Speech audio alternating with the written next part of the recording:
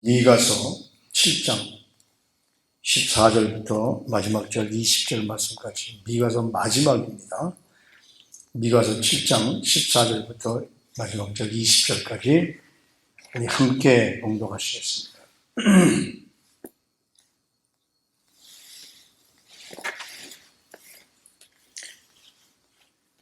원하건대 주는 주의 지팡이로 주의 백성 곧 갈멜 속 산림에 홀로 거주하는 주의 기업의 양떼를 먹이시되 그들을 옛날같이 바산과 길르앗에서 먹이시옵소서. 이르시되 내가 애굽 땅에서 나오던 날과 같이 내가 그에게 이적을 보이리라 하셨느니라. 이르되 여러 나라가 보고 자기의 세력을 부끄러워하여 손으로 그 입을 막을 것이요 귀는 막힐 것이며 그들이 뱀처럼 티끌을 핥으며 땅에 기는 벌레처럼 떨며 그 좁은 구멍에서 나와서 두려워하며 우리 하나님 여호와께로 돌아와서 주로 말미암아 두려워하리이다. 주와 같은 신이 어디 있으리이까? 주께서 죄악과 그 기업에 남은 자의 허물을 사유하시며 인애를 기뻐하심으로 진노를 오래 품지 아니하시나이다.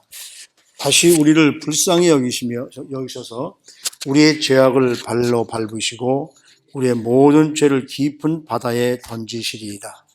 주께서 옛적에 우리 조상들에게 맹세하신 대로 야곱에게 성실을 베푸시며 아브라함에게 인애를 더하시리이다.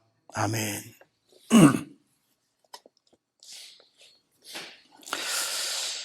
미가 선지자와 이사야 선지자는 동시대의 선지자이지만 미가 선지자는 평범한 평민들을 대상으로 했던 선지자이고 이사야 선지자는 귀족들을 대상으로 한 선지자입니다.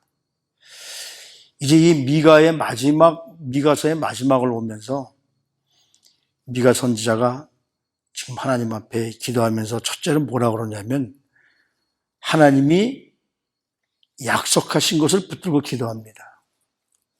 하나님이 주의 지팡이로서 우리를 지키시는 지팡이로서 하나님의 백성 우리들을 갈멜 속 산림에 홀로 거주하는 주의 기업의 양떼를 먹이신 그들을 옛날같이 바산과 길르앗에서 먹이시옵소서. 갈멜 속 산림 속에 기업에 거하신다는 것이 뭘까요?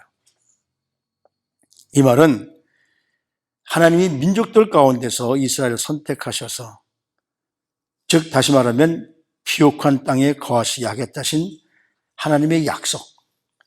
신명기서 33장을 보면 모세가 마지막으로 고별 설교를 하면서 이스라엘 백성들에게 주신 축복을 얘기합니다.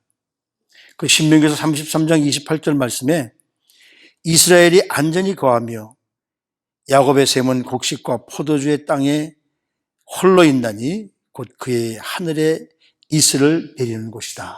그러니까 지금 우리가 보면 이스라엘이 황량한 땅 같지만 그때 하나님이 약속했던 그 가나안 땅은 엄청나게 축복된 땅이죠. 그 약속을 하나님께서는 모세, 다윗, 그리고 여호수아, 솔로몬 때 하나님께서 어디를 주셨느냐 하면 하나님이 원래 이스라엘과 약속했던 땅은 가나안 서쪽이거든요. 근데 애굽에서 출애굽한 백성들이 그 가나안에 들어가면서 하나님이 약속하셨던 땅 요단강 동쪽에 있는 그 길르앗 땅을 하나님이 보너스로 주셨거든요. 근데 그 땅이 지금 현재 있는 가나안 땅보다 훨씬 비옥한 땅이라는 것이에요. 지금으로 말하면 요르단이 있는 쪽의 땅입니다. 그러면서 뭐라고 말씀하시냐면 이르시되 내가 애굽 땅에서 나오던 날과 같이 내가 그들에게 이적을 보이리라. 이스라엘 백성들이 이제 애굽을 출발해서 광야를 통해서 가나안까지 들어오는 동안에 여정을 한번 우리 출애굽에서부터 민수기 신명기서를 쭉 나오는 동안에 한번 여정을 보십시오. 이스라엘 백성들이 힘이 있어서 능력이 있어서 자기 힘이 있어서 거기까지 온 것도 아니잖아요. 애굽에서 나올 때부터 하나님의 은혜가 시작되기 시작합니다. 그들이 40년 동안 광야를 통해서 오는 동안에 하나님이 보호해 주지 않았으면 그들의 신과 옷이 다 떨어졌을 텐데 하나님이 뭐라고 말씀하십니까? 너희가 40년 동안 굶주렸느냐? 너희가 40년 동안 옷, 신발이 떨어진 적이 있느냐? 이건 하나님의 기적입니다. 그런 기적을 너에게 보여주었는데 광야에서 40년 동안 기적뿐만 아니라 너희가 애굽에서 나올 때 어떤 기적으로 나왔느냐? 우리 시온교회가 여기까지 오는 동안에 우리가 무슨 재주가 있고 우리가 무슨 능력이 있고 우리가 무슨 재물이 있고 재력이 있어서 왔습니까? 전혀 아니잖아요. 하나님이 우리와 함께 하셨기 때문에 전적으로 하나님의 은혜 가운데 여기까지 왔습니다. 그래서 여기 뭐라고 그러냐면 이르되 여러 나라가 보고 자기의 세력을 부끄러워하여 손으로 그 입을 막을 것이요. 이스라엘 백성들이 거기 와서 정착하면서 이제 모세를 통해서 여호와서를 통해서 그 하나님의 나라가 세워지는 다윗, 솔로몬 쪽 이어지면서 오는 그 나라의 강함을 보면서 그 주위 나라가 얼마나 두려워 떨었습니까? 모압이, 블레셋이, 암몬이, 그리고 그런 주위에 있는 모든 땅들이 여기 뭐라고 그러냐면요. 그들이 뱀처럼 티끌을 핥으며 땅에게는 벌레처럼 떨며 하나님이 함께 하시는 나라를 감히 쳐다볼 수 없는 나라로 만들어 주셔서 그들이 하나님이 함께 하신 것을 두려워했다는 것이죠. 이 말씀을 보면서 저는 우리 교회를 생각하고 우리 한국을 한번 생각해 봐요. 한국이 70년 전에 6.25 동란을 통해서 정말 아무것도 없던 나라, 거기에 이승만 대통령이라는 걸출한 하나님의 사람, 그리고 경제를 일으켰던 박정희 대통령 같은 사람, 물론 그때는 우리가 뭐 독재자라고 난리쳤지만 뒤에 가서 보면 그렇지 않습니까? 경제를 많이 일으켰던 사람. 그런데 어떻습니까? 지금 지도자들은 아무것도 하는 게 없어요. 지금 지도자는 아무것도 한 게 없습니다. 오히려 나라를 지금 아주 이상한 나라로 만들어가고 있잖아요. 거기까지 온 것이 누구 뜻입니까? 하나님의 뜻이거든요. 우리가 여기까지 온 게 우리가 재력이 있고 능력이 있었습니까? 하나님 아닙니다. 하나님이 그때마다 붙일 자를 붙여주시고 하나님이 여기까지 오는 동안에 우리를 보호해 주셨기 때문에 여기까지 왔습니다. 많은 사람들이 부러워하고 한국을 부러워하고 한국의 한강의 기적을 부러워했던 것처럼 우리 시온교회를 얼마나 많은 사람들이 부러워합니까? 그러나 그 속에서 우리가 해야 할 일이 무엇일까요? 그래서 하나님께서 이스라엘 백성들을 학대하던 자들을 하나님이 함께 하시는 세력으로 말미암아 그들이 부끄러워할 정도로 하나님이 붙들어 주셨는데 우리가 앞에 7장 우리 13절까지 말씀을 보면서 하나님이 뭐라고 말씀하십니까? 미가 선지자를 통해서 이 땅에 선한 자가 하나도 없다. 경건한 자도 없다. 그러나 그들의 희망이 있는 것은 그들이 하나님 앞에 돌아올 때 하나님은 그들의 소망을 주시겠다. 그래서 7장 7절 말씀에 보면 이게 전체 미가서 전체의 주제 같은 말씀입니다. 오직 나는 여호와를 우러러보며 나를 구원하시는 하나님을 바라보나니 나의 하나님이 나에게 귀를 기울이시는도다. 하나님이 귀를 기울이시기 때문에 우리가 하나님 앞에 엎드려서 하나님 우리 앞날을 축복해 주세요. 우리를 이길 수 있는 능력을 허락해 주세요라고 우리가 그래서 기도하는 겁니다. 그러면서 전체의 가장 중요한 말씀이 18절 말씀에 보면 오늘 읽은 말씀에 보면 그렇게 하나님이 다 우리를 보호해 주셔서 여기까지 왔지 않습니까? 그러니까 미가 선지자가 하나님을 고백하는 겁니다. 이스라엘 백성들이 이렇게 고백하라는 거죠. 주와 같은 신이 어디 있으니까?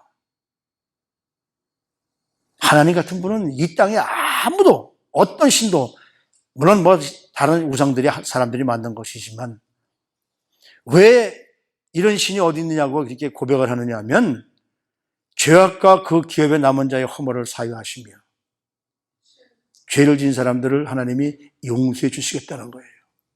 우리의 죄물을 하나님이 갚아주시겠다는 거예요. 그러면서 인애를 기뻐하심으로 인애가 뭡니까? 사랑이잖아요. 하나님은 우리에게 사랑을 넘겨주기를 기뻐하세요. 우리가 잘못했을 때에 하나님이 진노하시지만 그 진노를 오래 가지 않습니다. 누구에게? 회개하는 자들에게. 회개하지 않는 자들은 인내도 없고 하나님이 죄를 사해 주시지도 않아요. 그래서 회개한 자들에게 하나님이 하나님께서 우리를 어떻게 대하시느냐면 우리를 불쌍히 여기셔서 우리의 죄악을 발로 밟으시고 우리의 모든 죄를 깊은 바다에 던지시주다. 회개한 사람들의 그 죄는 하나님께서 발로 짓밟아서 그걸 바닷불을 다 던져서 우리에게 죄가 없도록 깨끗하게 해주신다는 거예요. 그러면서 그냥 있는 것이 아니라 주께서 옛적에 우리 조상들에게 맹세하신 대로, 하나님이 무슨 맹세하셨습니까? 창세기 12장에 보면 하나님이 다윗에게 아브라함에게 이렇게 말씀하시잖아요. 내가 너를 축복하는 자들은 축복해주고 저주하는 자들은 저주를 해줄 것이고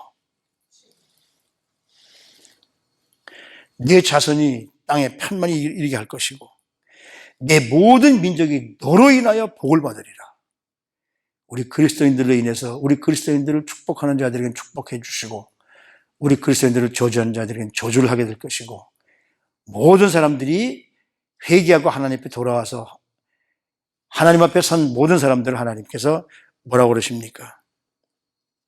모든 민족의 첫째가 되어지는 은혜를 주실 것이라고 말씀하시잖아요.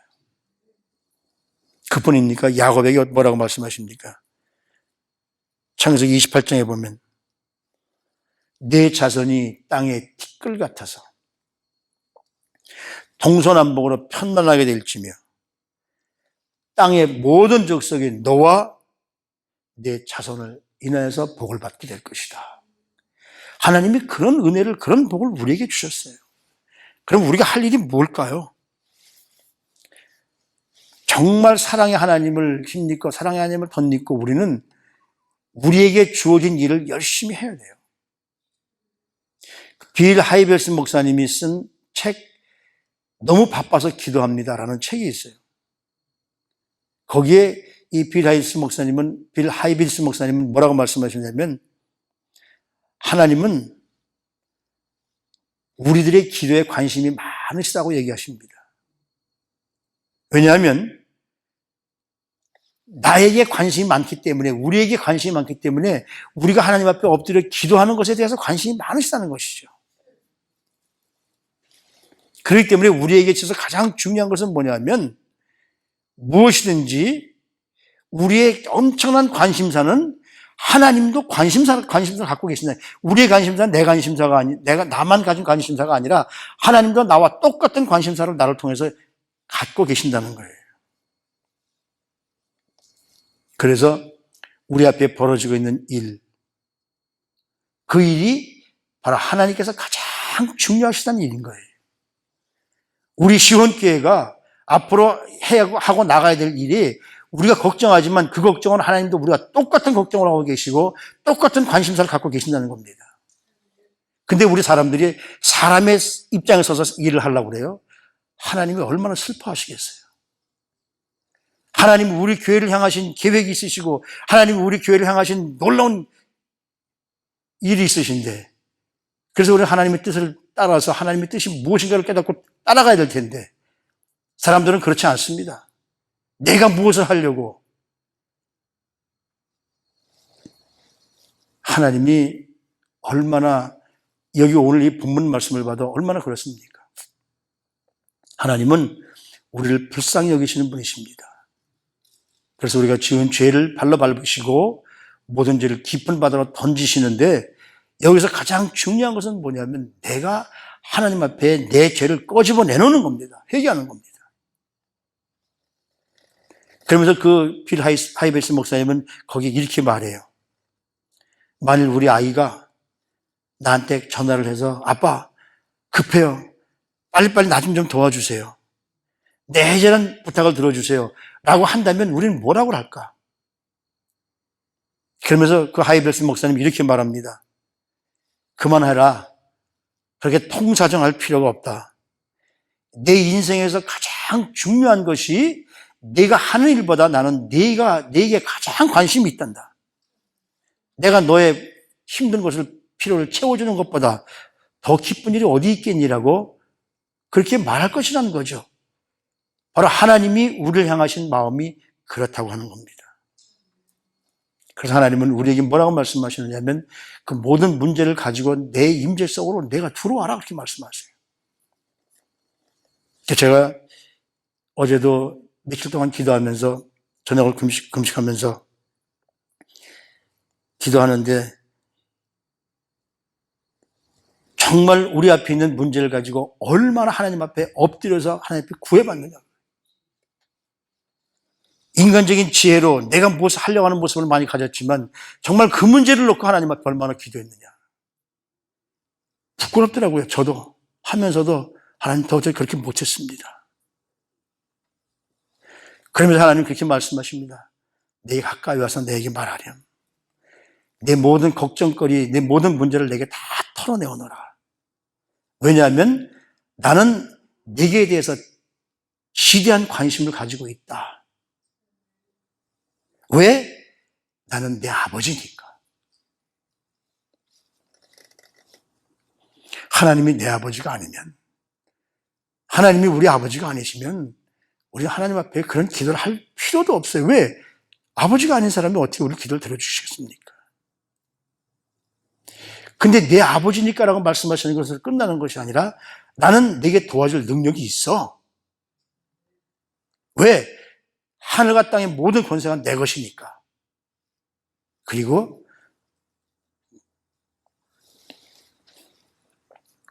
가장 중요한 것은 이거예요. 나는 내 목소리를 듣고 싶어서 내 목소리에 내 귀를 바싹 대고 있단다. 우리가 정말 하나님 앞에 하나님이 우리를 기대하시는 것만큼만 엎드려서 하나님 앞에 가까이 간다면 하나님은 반드시 우리 기도를 응답해 주실 것이라는 것이죠. 미가 선지자가 지금 이 유다 백성들에게 하나님이 이렇게 너희와 함께 하신다는 것을 쭉 설명하면서 너희 죄 때문에, 너희 잘못한 것 때문에 오직하면 하나님이 7장 말씀에서 보면 2절부터 보면 이 세상에는 선한 사람도 없고 경건한 사람도 없다. 너희가 너희 능력 가지고 뭘 하려고 뇌물을 구하고 사람들을 얼마나 힘들게 했느냐. 그러면서도 하나님은 우리의 하나님 되시고 내 아버지 되시기 때문에 우리가 돌아오기를 기뻐하신다. 그래서 우리가 모든 것이 회복되었을 때 하나님은 어떤 모습으로 우리를 도와주실까? 성경에 다 나와 있잖아요. 애굽에서 가나안까지 오는 동안에 40년 동안에 그들이 아무것도 한 것이 없어도 먹이시고 입히시고 인도하신 하나님. 그들이 무슨 군인 같은 훈련을 많이 했습니까? 그럼에도 불구하고 하나님이 함께 하셔서 그 가나안 땅을 모두 정복하게 능력을 주신 하나님. 그래서 그 주위에 있는 나라들로 하나님의 나라가 이렇게 무섭구나라고 그들이 떨면서 하나님 앞에 나오게 하신 하나님. 그 하나님이 이 땅에 어디 있느냐? 그러니까 우리는 그 하나님 앞에 내 잘못을 회개하고 엎드릴 때 하나님 우리 죄를 다 도말하시고 나의 죄를 다 깊은 바다에 던지시고 그리고 우리 조상 선조에게 약속하셨던 그 모든 약속을 이루어 주실 것이라는 것이죠. 우리가 엎드리기만 하면 하나님은 지금도 우리에게 그렇게 말씀하십니다. 내가 널 위해 무엇을 해줄까? 하나님 앞에 우리가 필요한 부분을 하나님 앞에 전적으로 아뢰십시오. 하나님은 반드시 하나님이 시작하신 일 하나님이 마무리해 주실 것이고 하나님이 반드시 하나님의 몸된 교회를 위해서 또 하나님의 몸된 백성들을 위해서 반드시 일을 해 주실 것을 분명히 믿습니다. 오늘도 가까이 오셔서 나는 너의 목소리를 듣고 싶어. 귀를 대시고 나에게 가까이 오신 하나님 앞에 우리가 필요한 것들을 다 아뢰십시오. 하나님은 반드시 우리의 모든 필요를 응답해 주실 겁니다. 이 믿음으로 하루하루를 주님의 능력으로 주님의 능력에 덧입어서 사시면서 승리하시는 우리 모두가 되시기를 주님의 이름으로 축복합니다. 하나님 지금도 내게 다가오셔서 내게 무엇이 필요하니? 나는 너를 도와줄 수도 있고 도와줄 수 있는 능력도 있어. 내게 나에게 구하지 않겠니? 왜냐하면 나는 내 아버지니까.